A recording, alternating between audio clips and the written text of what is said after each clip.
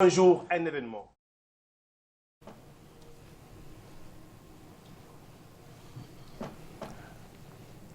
Eh bien, bonjour Derrick, bonjour à toute l'équipe depuis Yaoundé. Merci de nous retrouver pour ce dernier arrêt de la semaine dans le cadre de Un jour, un événement. L'actualité que nous allons évoquer ce matin est liée à l'environnement électoral et le prétexte est tout trouvé avec la mission tenue ici hier à Douala de quelques membres du Conseil électoral dans le cadre de la supervision justement du processus d'inscription sur les listes électorales, mais aussi des préparatifs liés au prochain scrutin sur le plan local attendu encore dans notre pays. Ils étaient ici à Douala, des chiffres ont été donnés par rapport à l'enrôlement, des revendications ont été portées par les acteurs de ce processus qui étaient réunis, mais on a surtout l'impression, au regard de ce qui a été vécu hier, que l'engouement pour l'inscription sur les listes électorales peine encore à être visible. Et nous en parlons avec le délégué régional d'Elections Cameroun pour le littoral qui a accepté de répondre à notre invitation ce matin. Emmanuel Kouadika est avec nous ici. Nous lui disons merci d'avoir accepté nos sollicitations. Bonjour Christian, bonjour aux téléspectateurs de Canal 2. Alors, cette descente, cette mission de quelques membres du Conseil électoral ici à Douala hier vous a permis d'être en concertation, d'échanger surtout avec les acteurs, mais surtout de relever un certain nombre d'indications liées au travail qui est le vôtre au quotidien. Dans quel cadre on peut situer cette descente des membres du Conseil? Cela répond à un agenda initialement convenu ou bien c'est circonstanciel qu'ils sont arrivés à Douala? Non, non, ce n'est pas du tout circonstanciel. J'allais même dire que c'est absolument légal. Hein. Le code électoral a bien prévu que le Conseil électoral devait tenir de façon fréquente des concertations avec les acteurs du processus électoral. Ces acteurs sont de la justice, de l'administration, des partis politiques, et la loi dit éventuellement de la société civile. Mais seulement le Conseil électoral a formalisé cela en systématisant justement la participation de la société civile aussi. Donc ces concertations sont légales et c'est après le dernier conseil tenu à Yaoundé que les membres ont mis en place ont pensé à faire cette descente-là en attendant éventuellement une convocation ou la fin de la révision, comme on prend le chemin, pour voir exactement ce qui se passe sur le terrain, pour évaluer le travail qui est fait, mais surtout pour superviser tous ces travaux-là. Alors, on a donc vu dans cette rencontre, cet échange, qu'il y avait des prises de parole, et notamment la vôtre, qui a donné un certain nombre de chiffres concernant l'enrôlement sur le fichier électoral depuis la réouverture pour le compte de cette année. On a des chiffres concernant les 4 départements qui constituent la région du littoral, et ces chiffres nous donnent globalement un peu plus de 1 million d'inscrits à l'état actuel, oui, avec des tendances en matière d'inscription qui sont véritablement vers la baisse. Quels sont les enseignements que vous tirez de ces premiers chiffres que vous-même vous avez présentés? Oui, le premier enseignement, vous l'avez dit, c'est que nous avons traversé le cap du million d'inscrits dans la région du littoral.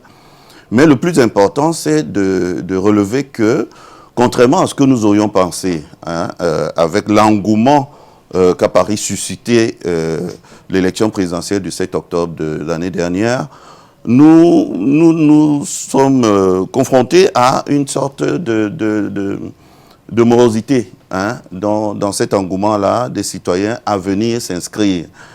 Et cela se voit dans les chiffres parce que au 9 juillet de l'année dernière, date de convocation du corps électoral pour la présidentielle, nous en étions à environ 93 000 inscrits dans la région du littoral.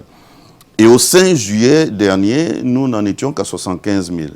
Un gap de presque 17 000 personnes qui ne se sont pas... Voilà. Quels étaient vos objectifs en termes de chiffres? Nos objectifs, en clair, c'était de faire au moins aussi bien que l'an dernier. Mais en réalité, nous nous projetions sur 100 000 environ, en pensant que les fruits donneraient bien, suivraient la promesse des fleurs, avec le jeu politique qui véritablement l'année dernière a été... Vous a laissé penser que... Voilà, qu'on aurait beaucoup les fleurs plus... auraient produit beaucoup plus de fruits. Voilà. Mais alors, est-ce que vous n'avez pas là l'effet boomerang dans l'inverse de ce que vous appelez cette mobilisation lors du dernier scrutin, notamment le scrutin présidentiel? Est-ce que vous n'y voyez pas aussi un impact de ces différentes contestations qui auraient pu freiner les ardeurs de quelques-uns? Mais vous avez mis le doigt là où il faut. Parce que dans l'analyse de nos statistiques, nous devons bien convoquer tous ces facteurs-là. Et donc, cette année, il est vrai que même lorsque nous avons lancé la révision, hein, cet engouement ne s'est pas vu tout de suite. Mais seulement, nous pensons que le processus étant perturbé par un certain nombre d'événements, hein, ceux-ci peuvent avoir pour effet de décourager certains citoyens qui auraient bien voulu s'inscrire. Hein. C'est ce sur quoi nous penchons un peu plus. Voilà pourquoi ces concertations sont importantes. Parce qu'il s'agit de poser les problèmes. De poser les problèmes et d'avoir bien entendu la loi comme conducteur, hein, pour pouvoir inciter les uns et les autres, pour ce qui concerne les différents acteurs, à sensibiliser, à informer et à dire surtout la vérité aux citoyens pour les amener à s'inscrire et à participer aux jeux politiques. Alors, nous reviendrons sur la loi, notamment le code électoral, mais lorsqu'on examine les chiffres, notamment dans les 4 départements qui constituent la région du littoral, on se rend bien compte que, bien que de façon globale, le gap soit vers la baisse en matière d'inscription, on a relativement quand même des augmentations dans les 3 autres départements. Oui. Et le Vouri serait le département qui plombe ce gap-là. Comment vous l'expliquez? Est-ce qu'il y a une particularité du Vouri que les autres n'auraient pas, alors qu'on sait quand même que des départements comme le Mungo ont aussi un fort potentiel? Comment vous expliquez cette dépendance du Vouri? Vous savez, l'ampleur du jeu dans le Mungo, il faut bien relativiser. C'est-à-dire que par une sorte de parallélisme, c'est le Vouri qui est la locomotive, qui tire l'ensemble vers le haut.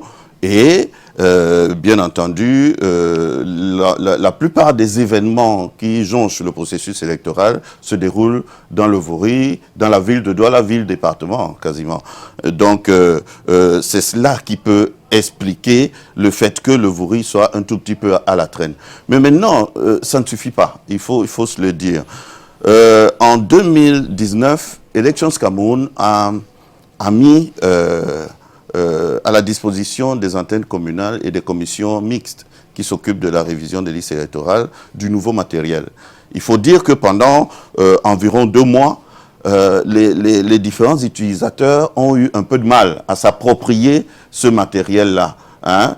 Et donc, si on met tous ces paramètres ensemble, on peut comprendre que les choses aient été... La tendance a été freinée. Voilà. Mais on a aussi vu dans les échanges certains interlocuteurs, acteurs de ce processus, pour ne pas citer le maire de Douala 3e par exemple, Ouais. indexer l'absence de logistique par rapport à vos collaborateurs, qui pourrait être aussi un élément justificatif de cette incapacité Oui. à atteindre vos objectifs. Oui, mais vous savez, Christian, l'année dernière, il n'y avait pas plus de logistique que cette année. Hein. Ce facteur-là, on pourrait ne pas beaucoup s'attarder dessus. Surtout que le maire de Douala 3e a raison, a fait bien de le dire, parce que nous travaillons avec les municipalités. Et tel que l'exige d'ailleurs la loi, nous sollicitons que les municipalités nous accompagnent sur le plan logistique, justement. Et donc, il est vrai qu'il y a des intempéries, mais le personnel qui s'occupe des inscriptions a vocation à travailler sous intempéries. En saison sèche, il y a du soleil, il transpire, etc. En saison de pluie, ils peuvent se mouiller. Mais maintenant, la confusion qu'il ne faut pas faire, c'est que nous n'avons jamais demandé à un personnel de se mettre sous la pluie, surtout que nous avons des laptops, nous avons du matériel électronique. Vous avez même l'obligation de leur offrir un minimum en termes de protection. Mais absolument. Mais maintenant, nos structures ont des véhicules. Et lorsqu'il y a une descente pour une inscription, le point d'inscription est un point couvert. Vous comprenez? C'est au cours du déplacement qu'on peut avoir quelques soucis. Hein, mais comme toute autre personne qui se déplacerait. Donc, pour dire qu'il y a des possibilités d'amélioration, Il faut d'ailleurs améliorer les outils que nos collaborateurs doivent utiliser sur le terrain, mais ceci ne peut pas absolument expliquer cela. Alors, d'autres acteurs ont émis des difficultés liées ou alors des éléments qui pourraient davantage ralentir la crédibilité que vous devez donner à ce scrutin et peut-être même aussi l'élan collectif qui devrait l'accompagner. On parle du code électoral où certains indexent beaucoup d'éléments à modifier. Certains parlent aussi d'éléments liés au financement des formations politiques, au crédit, à la corruption, et invitent les CAM peut-être à aller au-delà de ces missions régaliennes pour porter l'image du crédit du processus électoral. Vous répondez quoi à toutes ces préoccupations? Nous répondons d'abord que nous ne savons pas travailler en dehors du cadre légal. Nous ne pouvons pas travailler en dehors du cadre légal. Et maintenant, j'ai envie de dire à tout le monde que lorsque vous avez faim et qu'on vous présente votre plat et que malheureusement, on n'arrive pas à trouver la fourchette, vous vous lavez la main et vous mangez. À la fin, vous êtes rassasié. Il faut faire avec ce qui est disponible. Je pense qu'il faut faire avec ce qui est disponible. Et d'ailleurs, le génie de l'humain consiste à s'adapter et à produire le maximum, quelles que soient les conditions. Je ne dis pas qu'il faut travailler dans de très mauvaises conditions, mais je voudrais dire que le code électoral, vous savez, il y a plus de 200 articles dans le code électoral. Il ne me semble pas qu'il y en ait 50 qu'il faut toucher. L'on me dira que c'est peut-être certains plus importants qu'il faut toucher. Et qui sont peut-être les plus sensibles. Voilà, c'est possible. Mais je voudrais dire que cet outil qu'on a et qu'on a demandé depuis longtemps, cet outil qu'on a, il faut qu'on avance avec cet outil en l'améliorant. C'est ce que je voudrais dire. Et je pense que plusieurs bons résultats ont été obtenus avec cet outil-là. Et maintenant, dans le dépassement de ce que nous avons à faire, j'interpelle déjà la distribution des cartes. Vous savez que légalement, la distribution des cartes se fait 40 jours avant le scrutin. Mais Elections Cameroun a pris le parti de produire les cartes au fur et à mesure qu'on avance dans le processus d'inscription. Certains acteurs, justement, se plaignent de ce que vos collaborateurs n'intègrent pas suffisamment les autres acteurs du processus et que cela peut aussi participer à freiner, justement, les objectifs. Nous refusons de renvoyer la balle en disant beaucoup d'acteurs ne viennent pas vers nous.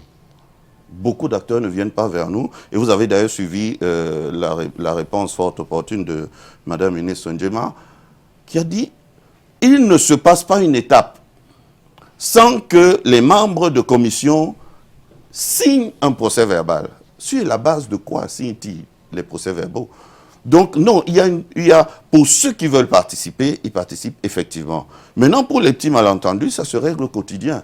Et d'ailleurs, l'un des acteurs, nous avons eu un échange en off avec l'un des acteurs et nous l'avons invité à se rapprocher du chef d'antenne, véritablement. Et il verra qu'il n'y a pas de porte fermée, bloquée dans nos structures. Alors, s'il n'y a pas convocation entre-temps et de manière imprévue du corps électoral, le processus d'enrôlement va jusqu'au 31 août prochain. Vous avez vous-même constaté qu'il y a un gap en termes de baisse et on peut vous demander pour sortir, qu'est-ce que vous mettriez en marche pour que ce gap soit rattrapé? On a aussi annoncé des dates, février probablement pour le double scrutin, corps électoral probablement convoqué vers novembre.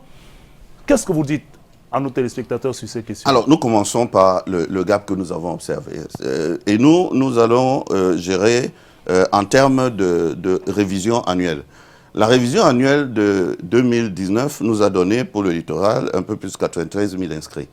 La révision annuelle pour le moment dans le littoral est à un peu plus de 115 000 inscrits. Notre objectif, c'est de faire au moins aussi bien que l'année dernière. Et nous pensons que nous avons un peu de temps pour cela. Et d'ailleurs, un ensemble de stratégies sont mises en place. Je venais de recevoir une correspondance de la direction générale qui lance des opérations précises dans certaines circonscriptions. Tout cela va nous permettre de rattraper ce gap-là. Et je l'espère de faire un peu mieux que ce que nous avons fait l'année dernière. Ça, c'est deux. Maintenant, pour ce qui concerne les scrutins, nous avons bien observé que il y a eu prorogation des mandats. Voilà, il y a eu prorogation des mandats. Pour les députés, c'est 2 mois. Et donc, les députés qui devaient arrêter leur mandat au 29 octobre vont aller jusqu'au 29 décembre. Les conseillers municipaux, c'est jusqu'au 29 février. Et maintenant, vous savez que pour les députés, on convoque les dispositions de la Constitution, article 15 nouveau, et non plus les dispositions du Code électoral. Et donc, on n'est plus dans les 40 jours avant la fin de leur mandat, mais on est dans les 40 jours au moins et 120 jours au plus après la fin de la prorogation. Et lorsqu'on combine les deux, en sachant que pour les municipales, c'est 20 jours avant la fin de leur mandat, on tombe dans la période, j'allais dire la date du 9 février pour le scrutin, s'il faut que le scrutin soit couplé. Tout à fait. Voilà ce qu'il en est. En tout cas, on ne perd rien à attendre. Nous, on vous souhaite bon vent dans cette mission d'augmentation, n'est-ce pas, du potentiel d'électeurs sur le fichier électoral chez nous. Emmanuel Kouadika, vous êtes délégué régional d'Elections Cameroun pour le littoral. On vous a vu à l'œuvre avec justement les autres acteurs de ce processus durant cette mission des membres du Conseil électoral. C'était un plaisir de vous avoir dans le cadre de Un jour un événement. Christian, avant de partir, si vous me permettez, je voudrais inviter les citoyens camerounais à passer consulter les listes électorales. Vous savez, le problème véritable que nous avons eu l'année dernière, c'est des citoyens qui disaient être inscrits et ne pas voir leur nom sur les listes électorales. Dans le processus, au 31 décembre de l'an dernier, les listes de la révision 2019 ont été produites. Disponibles dans vos antennes? Disponibles dans nos antennes. Il faut aller consulter ces listes-là. Et si il est effectif que votre nom n'est pas dans la liste, c'est le moment de porter les c'est le moment de porter. Et maintenant, il y a le 81-11, si je ne me trompe pas, que vous pouvez saisir par SMS en utilisant le numéro que vous avez donné lors de votre inscription. Vous aurez le retour de votre inscription si elle est effective. Si vous ne l'avez pas, allez à l'antenne qui correspond, consultez et puis vous serez dans le fichier. Voilà qui est dit. En tout cas, merci pour cette précision. On espère que le message sera passé. Madame, monsieur, merci de nous avoir suivis. Derrick, reprenez l'antenne. C'était un plaisir tout au long de cette semaine. Prenons rendez-vous lundi, s'il plaît à Dieu, avec un autre invité dans le cadre de Un jour un événement.